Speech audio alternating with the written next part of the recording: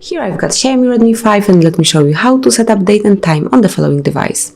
So at first let's open the settings.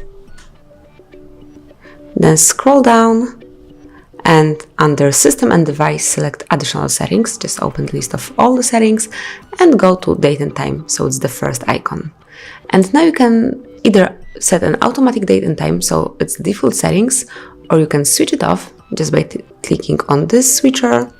And now you can set the date and time manually by yourself, so you can pick whichever date and time you want to have. And then you can also either use 24-hour format clock, or you can switch it off and have the standard one, just 12-hour format clock. You can also change the time zone, so you can either have a network provided time zone, the automatic one, or you can switch it off. And now select your time zone manually. So as you can see, there's a wide list of time zones, so everyone will find something suitable. Let me pick, for example, San Antonio. And as you can see now, I set it up date, time, and also time zone.